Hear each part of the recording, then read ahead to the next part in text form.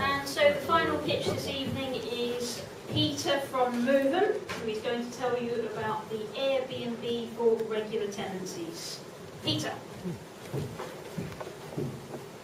Hi, yeah. So I'm Peter, I'm the founder of Movem, and we've got a bunch of stuff I could talk about today. For the last 4 years we've been trying to make property more transparent. Our mission is to kind of make it fairer for the tenant as well as the agency and landlord. So what we have now and what we've had for the since 2013 is a platform for tenants to review their experiences, and then agencies and landlords can come back to that. But that's actually not what I'm going to talk about today. So for the last 18 months, and some of you may have seen us, we've actually been developing a digital rental passport. And the biggest thing for us was we can help tenants find better places to live, but until we can authenticate tenancies and authenticate reviews, all review platforms are limited. And that's just the Achilles heel of all agents and ourselves. And until we can verify these reviews, there's no way that we can prove someone lives somewhere, and that makes it really difficult. Why would an agency pour a huge amount of time into a reputation that can be lost overnight? And we all know what people do on Google. They just get their friends to leave reviews, and that's the problem we were at 18 months ago. So we wanted to develop the first ever verified tenancy review site, and that came about in something called Movem Passport, which is a digital rental profile. The idea was that anybody can walk into any agency and share their passport and their reference instantly, which includes a tenant reference. And this is something that would include recommendations from previous landlords and where they've lived prior to that. It's a centralised referencing system. So how do we make references instant? Now this, I'm aware it's not super sexy, but for anyone who's involved in referencing, it sucks. And there's no way about it. The way that tenants are referenced now is actually really open to fraud as well. And it takes up to 2 weeks as to how can agencies predict how long it takes, and it is really difficult. So what we have, and what I've done just before I left today, was I filmed myself making a passport, which will just emphasise, I guess, my point of how quick it is.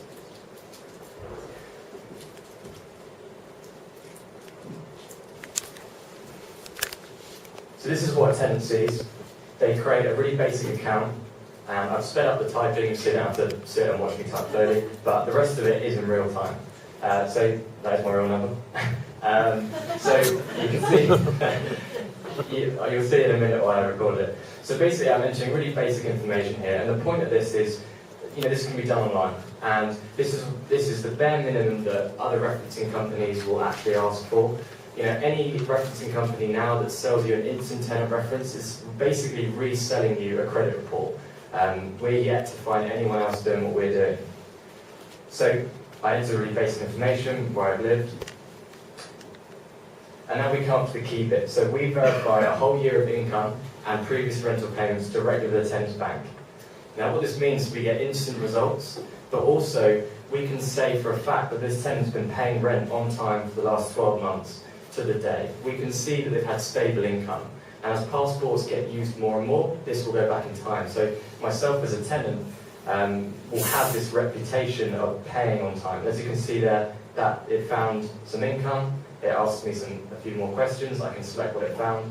There's no point for a tenant to be able to say how much they earn. We find it, we use machine learning, we look through transactions, and from that we find rent and income. We also have here an agency customizable page where they can say what else they'd like to see, and that's it.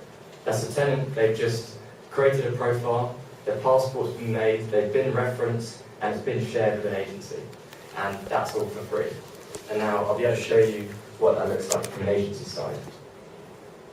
So this is our mock agency.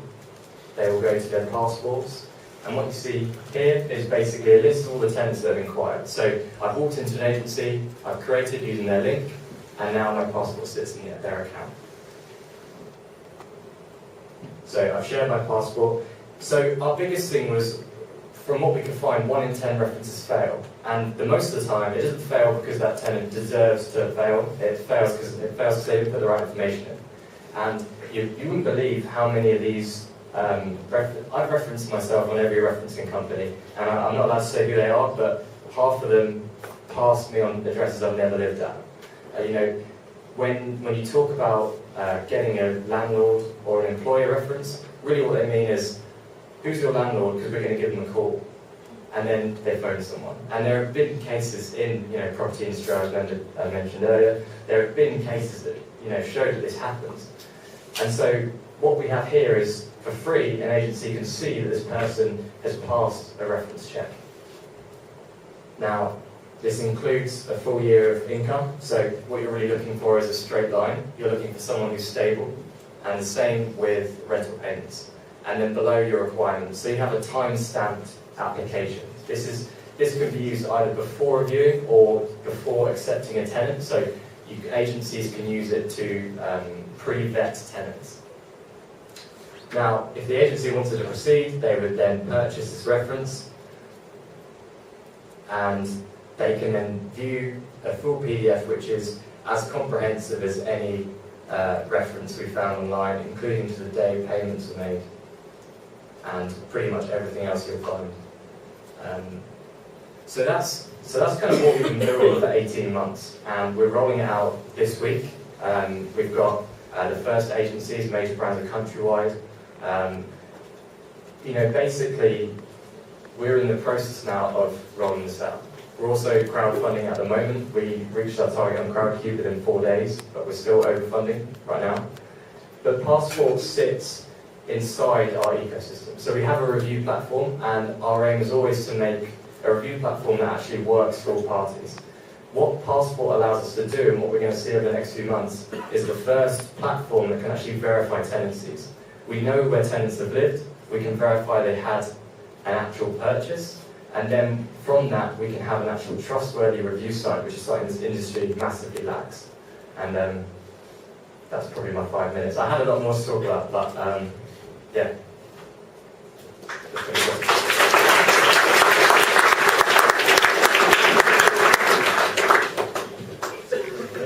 Very good pitch.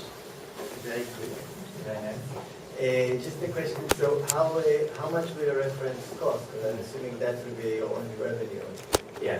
So it's not Movem's only revenue, but for Passport, we sell references at the point that you actually want to download them for between £10 and £20, depending on how many you purchase. But we also have, we've spent 12 months actually building ways to detect income and rent, and also machine learning to make those algorithms better over time. So we've built that as an API, so we're ready now, and we are working with other property providers to allow any service to reference tenants instantly using our backbone.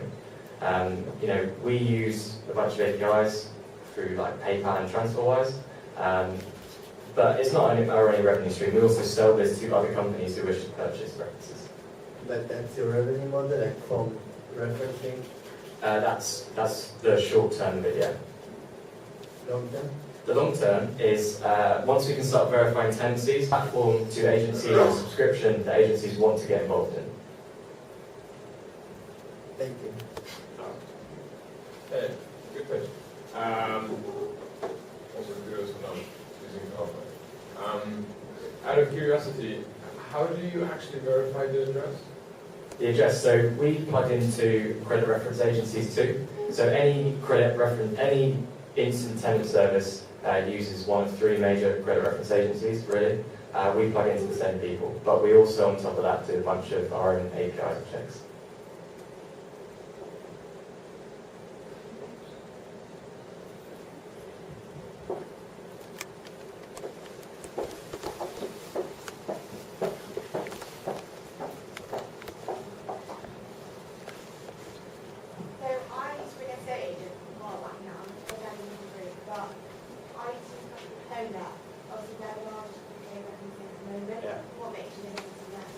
So HomeNet, I think the big question comes down to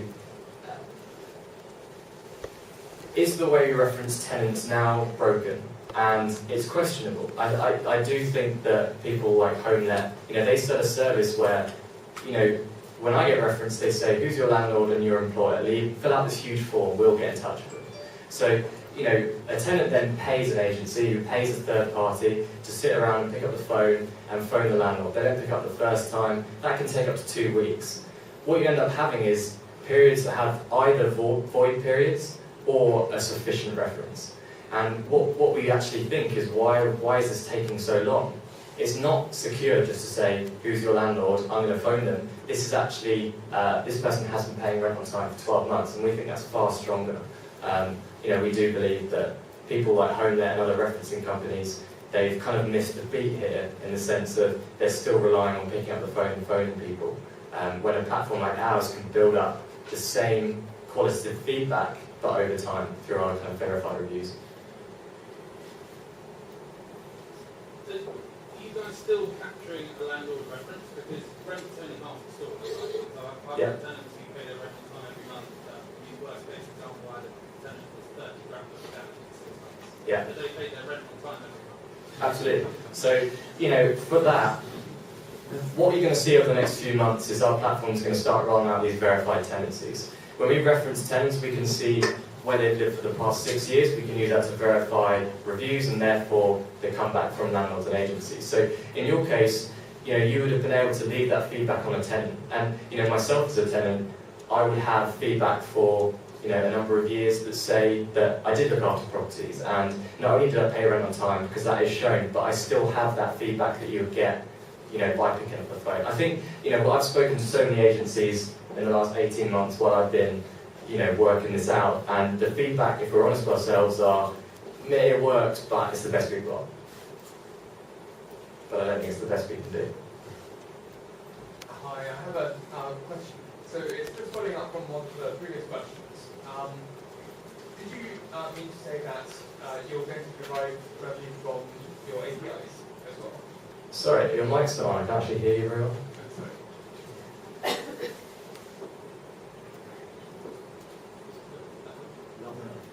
Is that working? Yeah. Okay, fantastic. So revenue stream from APIs, is that one of the things that you're planning on? Yeah.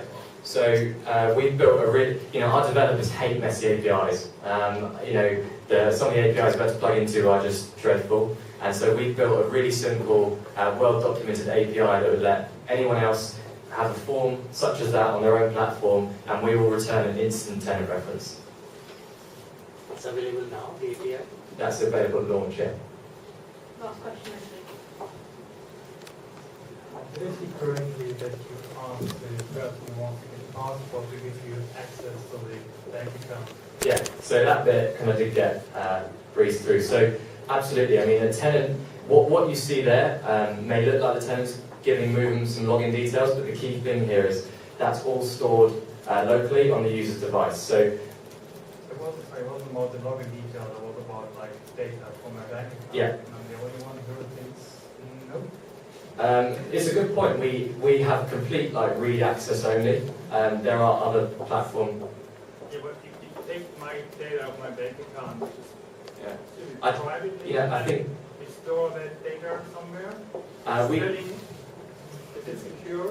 Yeah, so we've built ways to anonymize and store this data securely. We obviously had to jump through a number of hoops to prove we can do this, which we have.